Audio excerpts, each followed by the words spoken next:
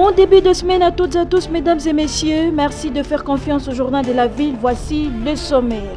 L'ambassadeur rwandais Vincent Karega, notifié par le ministre des Affaires étrangères de quitter le sol congolais suite à l'agression de la République démocratique du Congo par son pays à travers le groupe terroriste M23. Plusieurs manifestations ce lundi 31 octobre au Nord Kivu dans la ville de Goma. La population très en colère donne un ultimatum de 48 heures aux rebelles du M23 appuyés par le Rwanda de quitter le territoire congolais dans sa partie Est. C'est tout pour le sommaire, mesdames et messieurs. Encore une fois, bienvenue dans ce journal.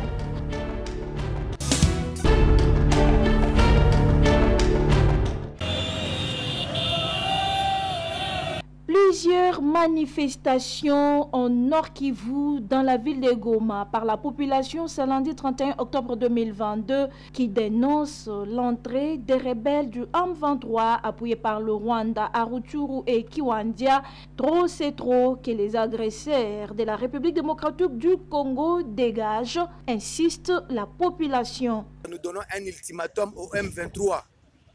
D'ici 48 heures, ils doivent quitter la ville de Goma, ils doivent quitter les territoires de Rutshuru, ils doivent quitter la RDC.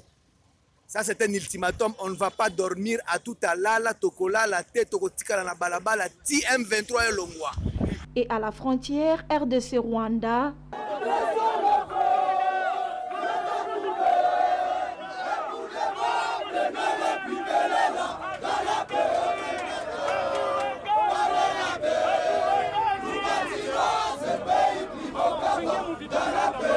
de leur côté, les forces armées de la République démocratique du Congo rassurent. Que l'État est l'État.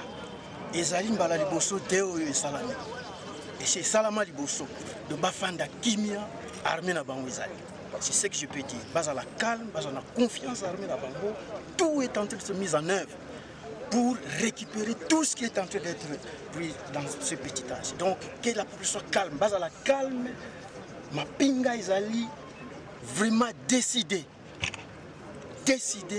on va récupérer tout ce qui est connu comme territoire de la RDC. Tout ce que souhaite le peuple congolais, c'est de voir les rebelles du M23 quitter leur pays dans sa partie Est.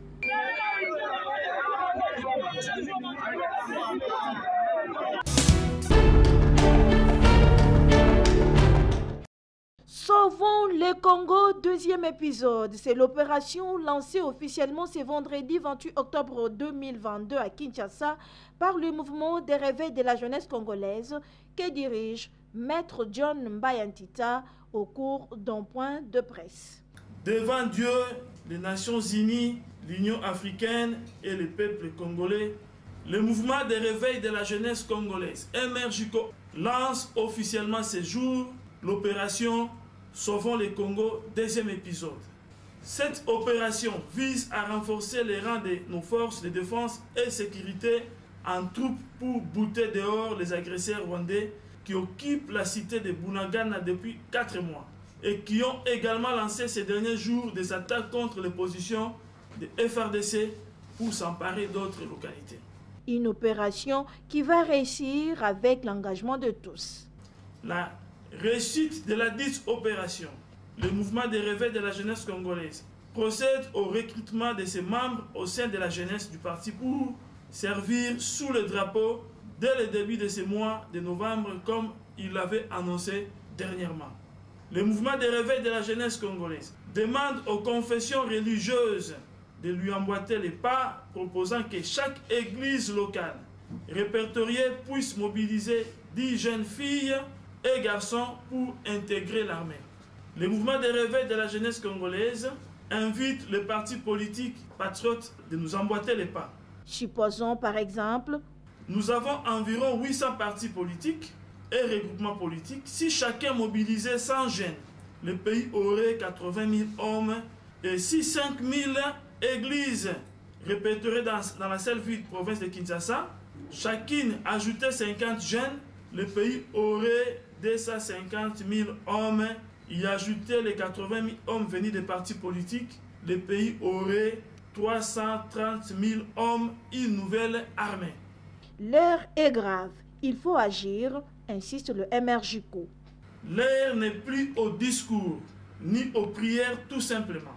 Il faut passer aux actes. Cette mobilisation est la seule voie qui s'offre à la RD Congo pour vaincre l'agresseur, défendre l'intégrité territoriale et sauvegarder l'unité nationale.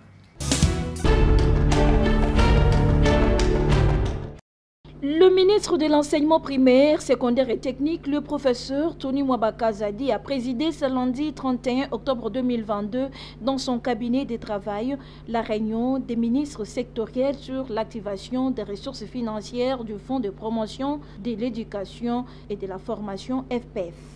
La réunion avait pour but, entre autres, de capitaliser cet instrument qu'est le Fonds de promotion de l'éducation et de la formation pour tous les secteurs de l'enseignement national. Au total, 4 ministres et une vice-ministre ont pris part à cette séance de travail présidée par le ministre de l'EPST, le professeur Tony Mwabaka Zadi. Vous savez que notre système éducatif a besoin de ressources.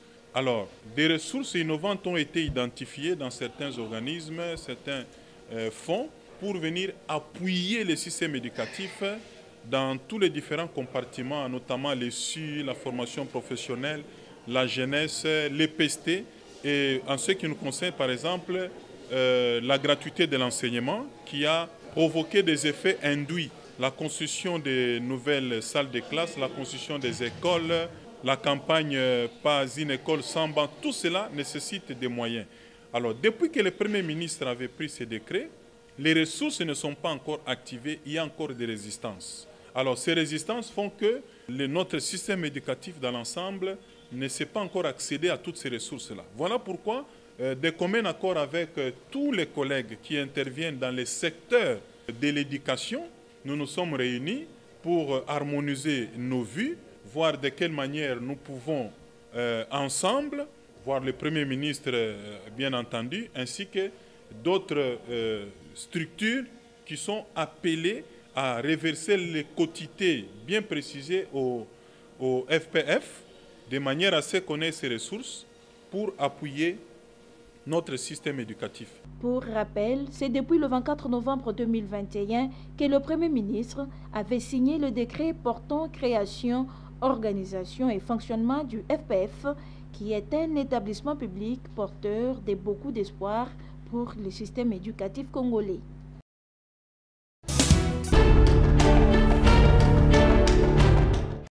Les 2 journées de réflexion sur l'enseignement de l'architecture et de l'urbanisme en République démocratique du Congo se sont clôturées le samedi 29 octobre. C'est le représentant du ministre de l'ESU qui a bouclé ces assises.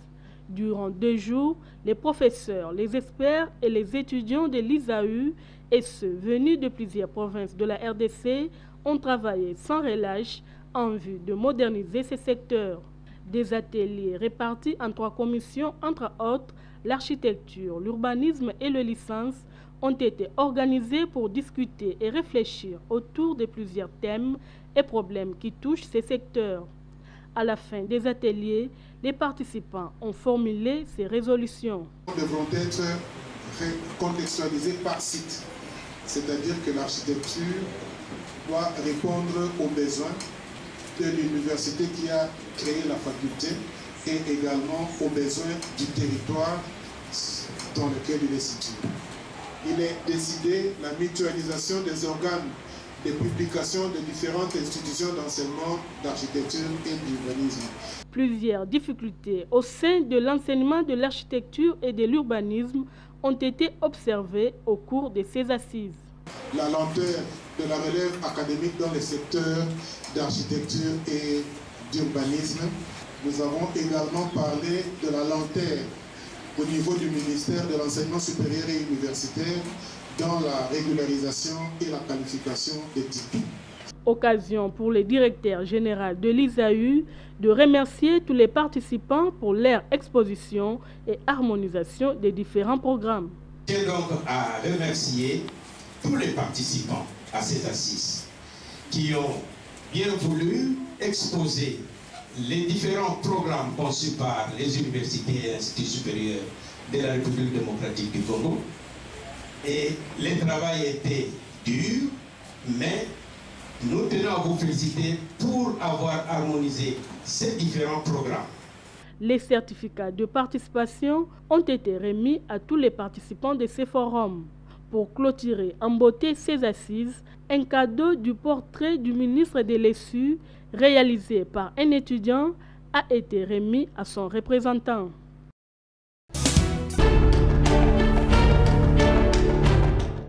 Après son cri lancé aux autorités les interpellant sur l'envahissement des déchets en plastique au site de captage de la nouvelle usine de traitement d'eau de la Régie des eaux en construction, Serge Nseka, coordonnateur du journal de la ville, est soutenu par Dodo Balou, coordonnateur du génie congolais, qui s'est dit très touché par cette situation qui ne cesse de polluer l'environnement et les biens de l'État. Dodo Balou remercie Serge Nseka pour son bon sens d'éveil et interpellateur. Je remercier Serge Nseka, coordonnateur et journal de la ville, qui est sur le terrain, à Moni Bamasolo Nengekomikuna, à Pessibiso image, puisque tu as quitté la réalité à travers hier, puisque tu as parmi les bateaux, vraiment beaucoup et qui que ça n'est pas si mingi comme on a une bouteille et envahir déjà usine où on konzamboka autaki ko lancer mikolo multikoleka sans que usine en comme déjà opérationnel. Sengi na gouverneur Gentini Ngobila azwa ma responsabilité na ye puisque tito mona Kinshasa ezwa ko envahir zo tondaka na ba bouteille boui tozo mona ndeye. En comparaison avec les pays étrangers, Dodo Balou pense que l'homme est à la terre de Masolo et Napoto ezaka bâtiment Nzambasali, mais bâtiment va réfléchir pour trouver la solution rapidement. Ce que tali entreprise oyo ezo produire différents produits bazo tsana emballage ya plastique. Bazana ba frais ou ba futa. Dans telle ville l'État il demande par ailleurs aux autorités de réaliser les projets de 100 jeunes inventaires congolais qui sont restés sans suite depuis 2019. Dans sali ba œuvre ébélée, ba invention où ils ont réalisé à partir de bouteilles en plastique. Dernièrement, on a qui table intelligente où il plus de 1200 bouteilles. Nous avons sélectionné comme inventaire à partir du ministère de l'Industrie pour les cas qui n'ont pas testé, tout ça va cérémonie belé, va promettre qu'il y ait financement et s'il est sans succès.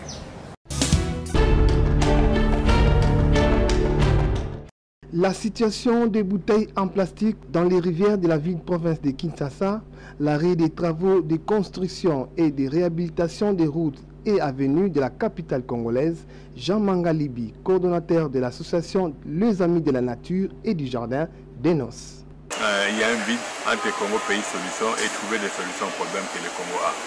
Si on voit aujourd'hui, parce que là je vis à M.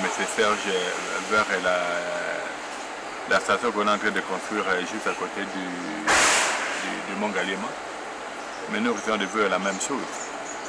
Parce qu'avec les lotissements qu'on est en train de faire au niveau de Bédé-Galema, on sera confronté au même problème. Parce qu'à côté d'une station pareille, les maisons doivent être éloignées. Mais ce qui se passe aujourd'hui, je me pose, est-ce que tous ces ministres ont l'amour du pays? Le Congo est censé jouer son rôle. Si vous êtes là, c'est une grâce. Ne croyez pas que vous êtes des intouchables. Revenez à la raison pour le bien-être du Congo et pour l'intérêt de la planète. Concernant l'arrêt des travaux sur l'avenue Pumbu à la Gombe, cet acteur de la société civile environnementale dit ceci. Par rapport à l'avenue Pumbu, on se rendra compte de la légèreté avec laquelle le gouvernement central est en train de gérer les marchés. Parce que voir cette route-là, dès le début, on se disait qu'il y avait des choses qui n'allaient pas. À ce matin que je vous parle, ils ont abandonné carrément les chantiers. Parce qu'il y a eu beaucoup d'irrégularités sur la manière dont ils ont travaillé.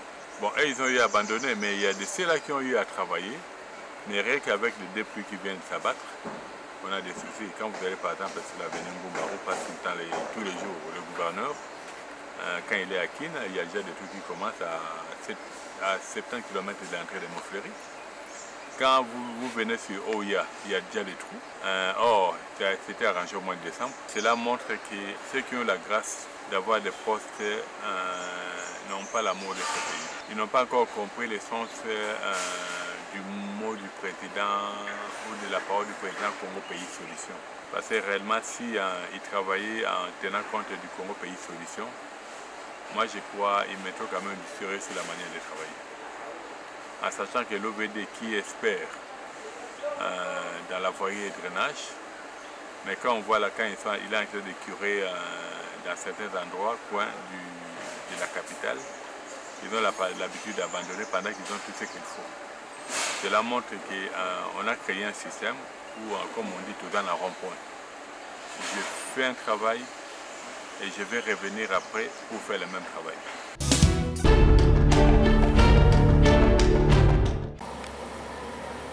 SOS des habitants du quartier Lutenele dans la commune de Mongafula qui font face à plusieurs difficultés qui touchent leur commune. La route Carnaval qui part de Kinshasa jusqu'à Kasangulu au village Ngoudiabaka se trouve dans un état de délabrement très avancé. Avec la création des gros nids de poules, il est difficile pour les véhicules de circuler sur cette voie et également pour les habitants de ces coins de la capitale de se déplacer pour le Congo central et vice-versa. Le seul moyen pour la population reste le taxi-moto qui coûte très cher. Inquiet de la dégradation de cette route historique, il lance un cri d'alarme. La limite entre Kinshasa et Congo central. Juste na Kaboli, Congo central na commune Mongafula. Balabala ezali, zela oyebani, tout le monde connaît. Ezali zela oyezali route carnaval. Ezali avenue ezali historique. Biso to fandi koto, mais to souffrir. Nous avons un taxi moto. Je suis matin en moto, papa est passé. Si on est dans la période de Moula Boy, moto 2000 francs. Si on a foutu 2000, pour qu'on ait 4000, si on a un salaire à combien? En tout cas, on a un la biso Likambouanzela. Zela Penande, Yango Zali, d'abord, développement en Boka.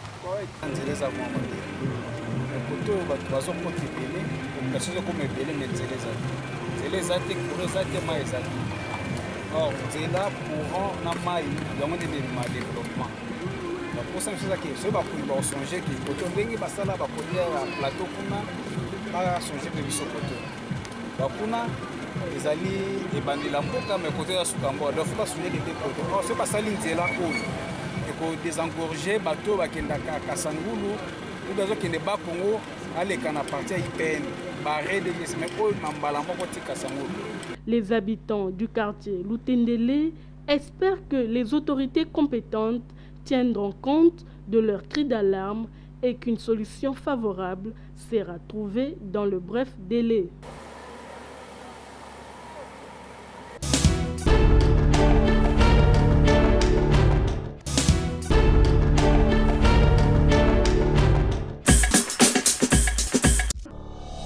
Nous sommes arrivés à la fin de ce journal de la ville, mesdames et messieurs. Merci de l'avoir suivi. Le prochain rendez-vous est fixé pour ce mardi et d'ici là, portez-vous bien.